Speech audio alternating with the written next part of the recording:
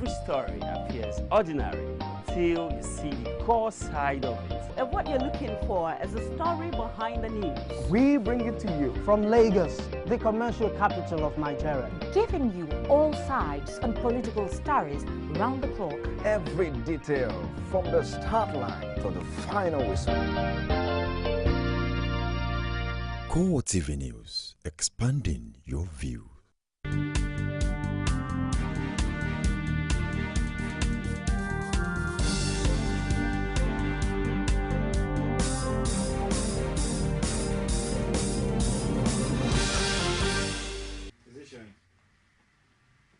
Hello everyone, this is CoreTV News on the hour. I am Nifemi Oguntoye. The Federal Capital Territory Commissioner of Police Joseph Umbo has banned all protests over the abducted Chibok schoolgirls in the territory with immediate effect.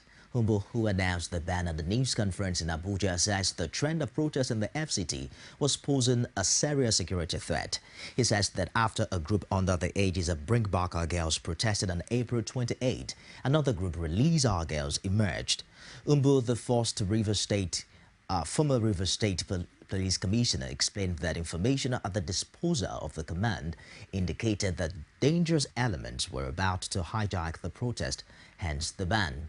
He also added that the situation where the Fountain of Unity, venue of gathering for the protest, was being turned into a place for cooking and selling was embarrassing. He called on the people of the territory to encourage the security agencies in the war against terrorism and criminality by appreciating the sacrifices they had made and would continue to make. Asked whether the ban would not violate freedom of expression and assembly of the protesters, the commissioner said that one person's freedom should not affect the other person's freedom. Meanwhile, the police authorities have denied banning peaceful assemblies and protests anyway in Nigeria.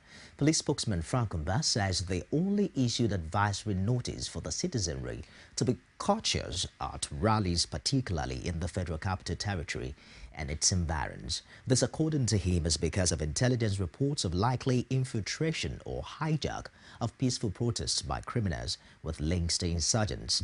The police authorities now want rally organizers to seek advice and guidance from the police before engaging in demonstrations.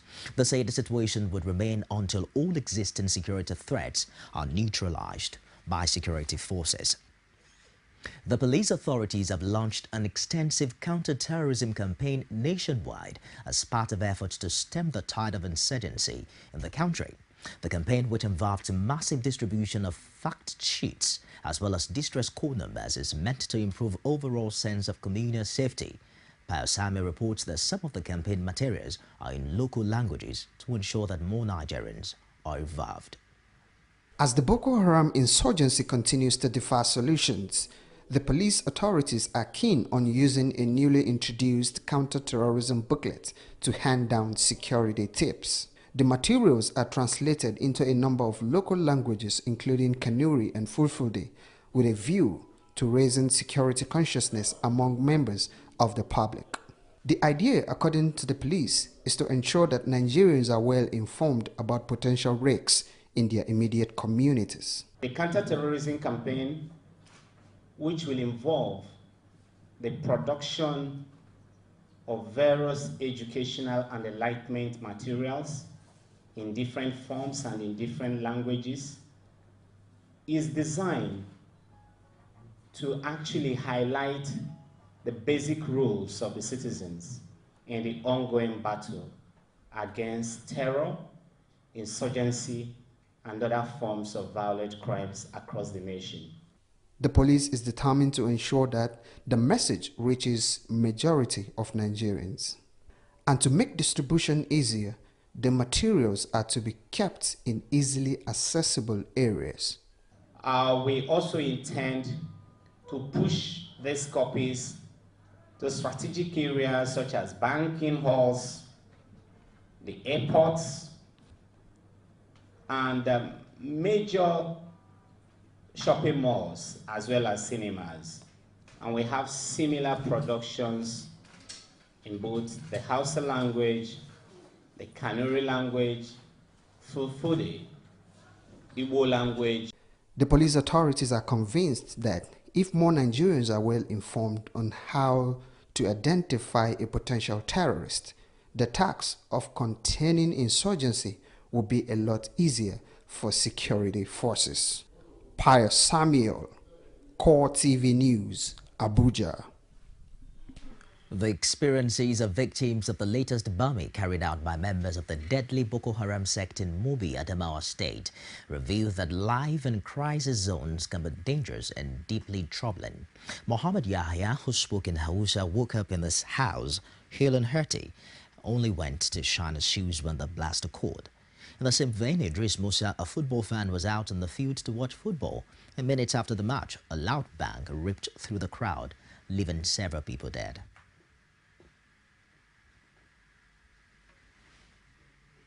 Na ɗauki takalmina a inje shume kai gera mini shi ma yana kwanciya nan yanzu. I took my shoe to the shoe shiner close to the football field while sitting, waiting for the shoe shiner to finish the work. I later discovered myself in the hospital.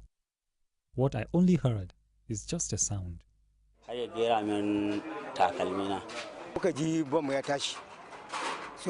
People gathered at the football field here in Kabang area of Mubi watching match. Around 6 p.m. when the game was over and everyone was looking for his or her way home, then the bomb exploded, killing several people while others sustained injuries.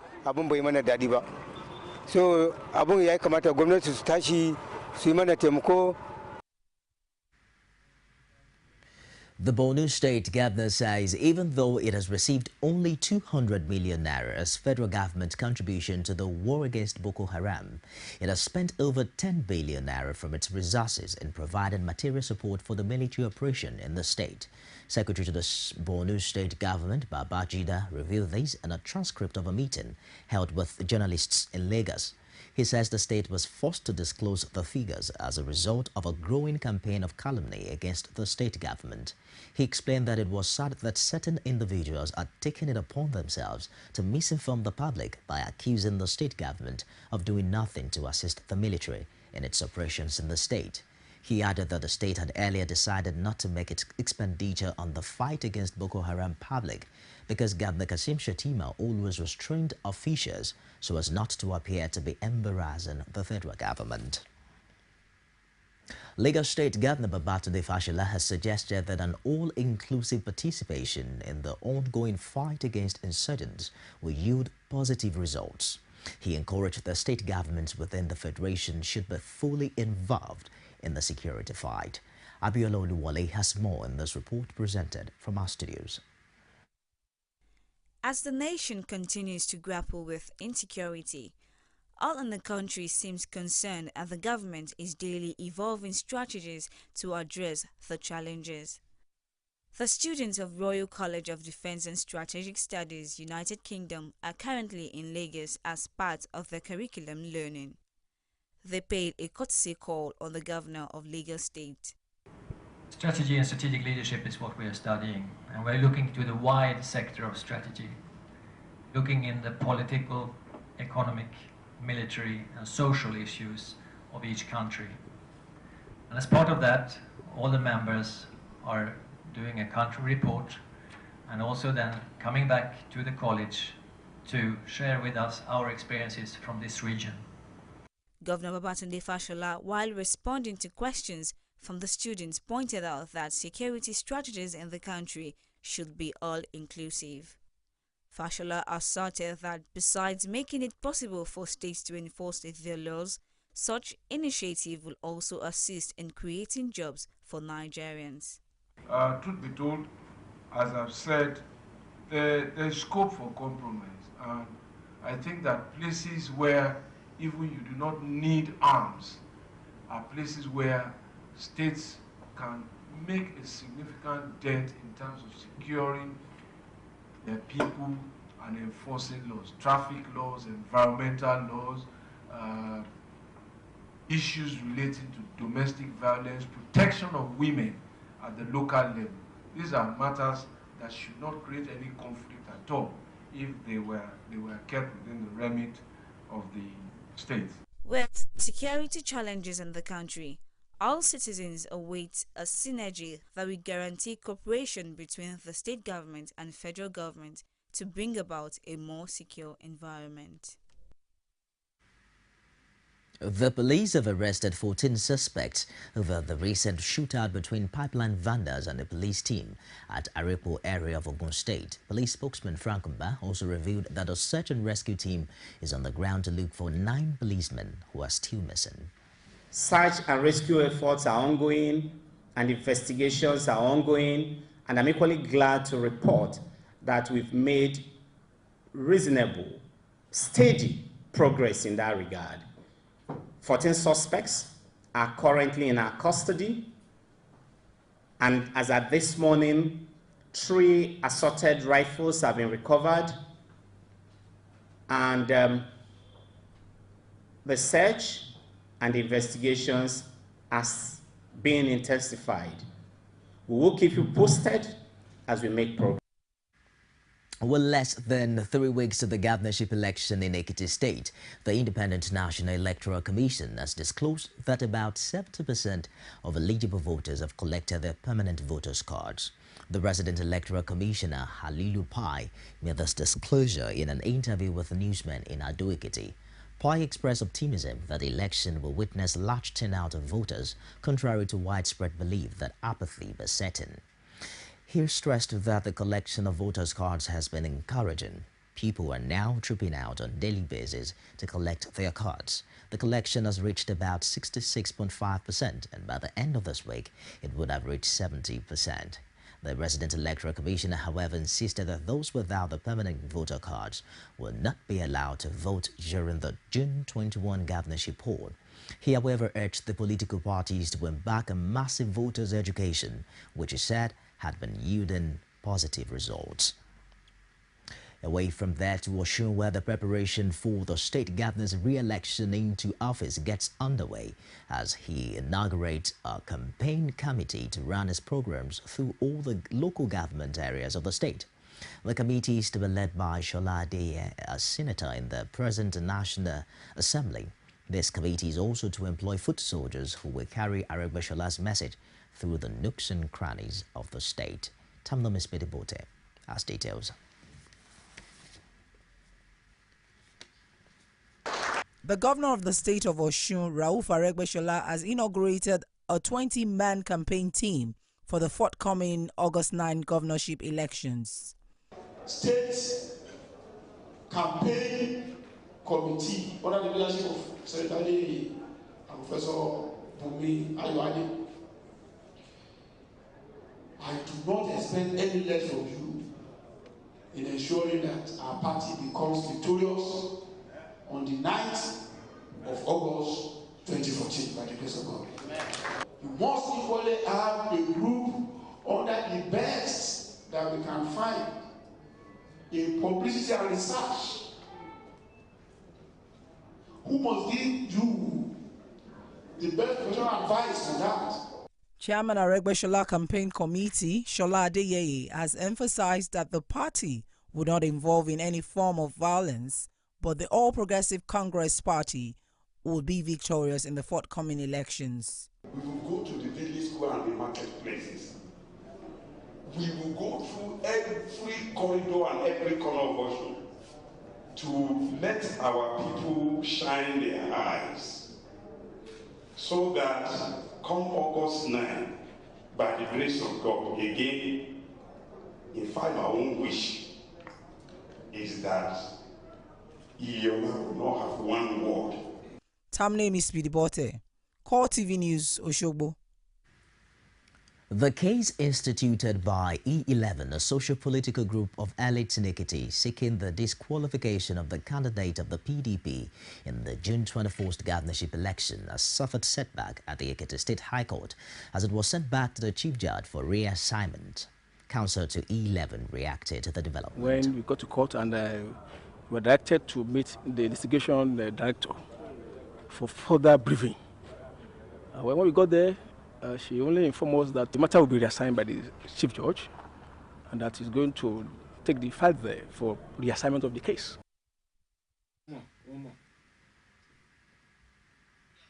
The High Court premises was filled with security operatives, hoping the case will be for mention. There's never briefed us on why this is happening. We're lawyers, we don't speculate. We don't act on conjecture. We must act based on facts, hard facts. So up to now, we're in the dark on what caused that reassignment of this case this morning. So we are taking it back. So we will wait for the reassignment.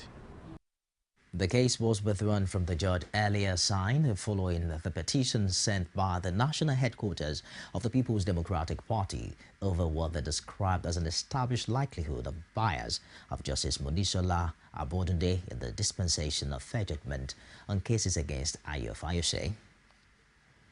Education Index is one of the yardsticks with which a nation's development is measured.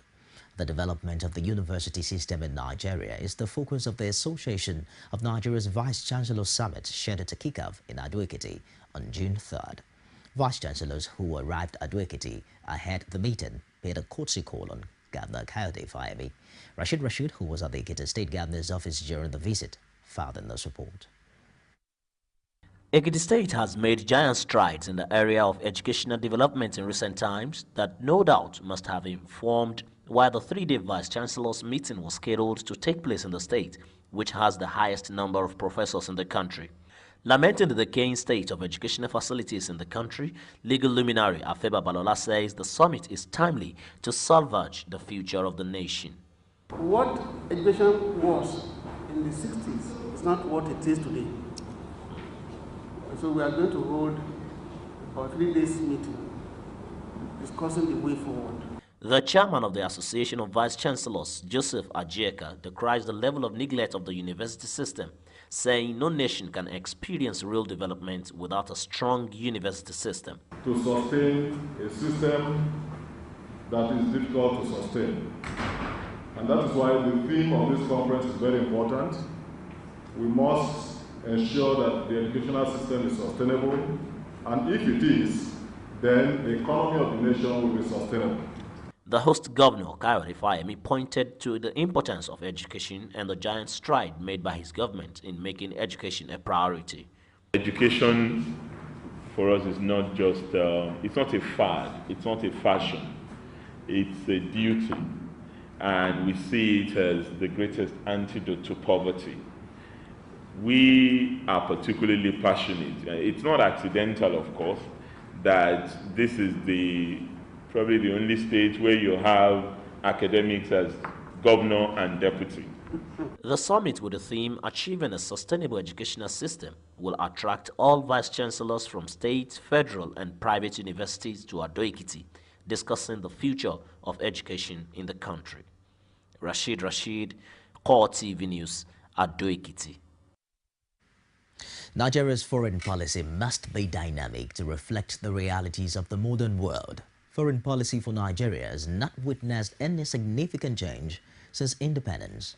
Now, this was the subject of deliberations at a two-day retreat on Nigeria's foreign policy in a contemporary world held at the Nigeria Institute of International Affairs in Lagos. Olajumoke Olatuji has details.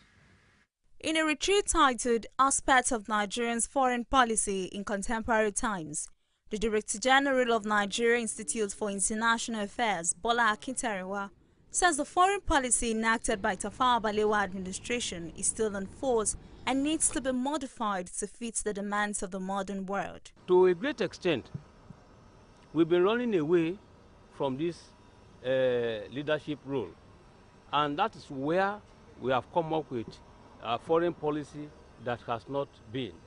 In other words, there's no reason why Nigeria should not be in the forefront of the discussion of any African issue, why we should not be playing leadership roles in Africa. One-time Foreign Affairs Minister Jubril Aminu attributed the relative success of Nigerian foreign policy to the adaptation of some of the leaders in the country. He added that a foreign policy retreat of this nature is necessary at this time. Foreign policy, like everything, is capable of improvement. But our foreign policy as a country from independence has been very successful. And the acid test is you can go to anywhere in this world, nobody is looking for you to kill because you are a Nigerian. That is not true of many other great nations. Promotion of Nigeria's cultural system will place Nigeria in a better position in the Committee of Nations in the world. Those participants condemned terror attacks on the nation and the adoption of female students in Chibok, stressing that the foreign military intervention is a step in the right direction. There are several aspects of culture that can interplay in the formulation of foreign policies, and I picked 3 out of this.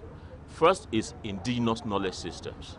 Before, in quotes now, the white man came, we have our indigenous knowledge in terms of agri practice, healthcare, governance, banking, and all of that, science and technology. So our foreign policies must reflect our indigenous knowledge systems. Getting others outside Nigeria to help us in search of our girls that have been abducted is the correct way to go. Furthermore, a member of the Senate Committee on Foreign Affairs, Matthew Nwago, says this retreat will yield a positive result as they have gathered materials to make the country's foreign policy align with modern realities.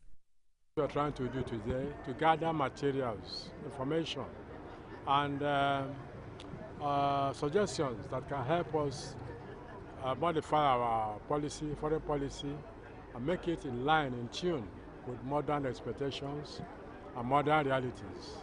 And try and improve on our existing policy, make it more workable, and more realistic, and more effective. Nigeria is one of the most populous nations in the world, with an estimated figure of over 160 million people. The country has its citizens live in virtually all parts of the globe. The country surely needs a strong, viable foreign policy to protect the interests of our citizens wherever they may be. Olajumoke Olatunji, CoreTV News, Lagos. You're watching CoreTV News on the hour. We'll take a short break now and we'll be back with more. Stay with us.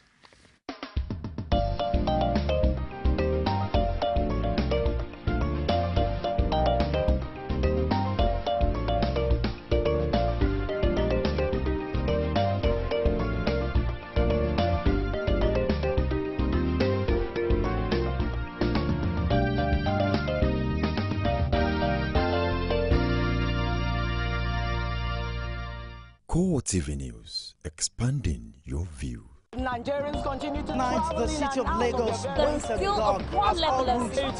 Be the first to know from the north, south, east, west, and around Africa. We break the news. One Nigeria. Now you can catch all the actions live as the news breaks. We are CoreTV News. Welcome to CoreTV, a 24-hour news station. Thanks for being there. For more information on our news and other programs, you can visit our Facebook page. It's facebook.com/CoreTV News. And you can also follow us on our Twitter handle at CoreTV News NG, as well as watch previous edition of our news and the current one on YouTube. It's youtube.com/CoreTV News. Outside Nigeria, voting has opened in Syrian regime-held areas for a presidential election that Bashar al-Assad is certain to win. The poll has been slammed as a farce by the opposition.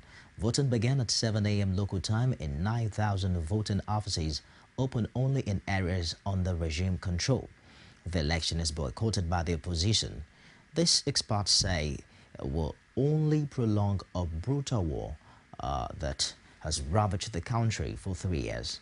People queued outside polling stations in Damascus where billboards and posters glorify the head of state. In the halls designated for the polls, transparent ballot boxes could be seen, as well as voting booths behind white curtains. Photographs of Assad, as well as 2 virtually unknown candidates, had also been put up in the voting offices. And that's it on CoreTV News this hour. Thank you for watching. Do join us again at the top of the hour. I am Nifemi Oguntoye.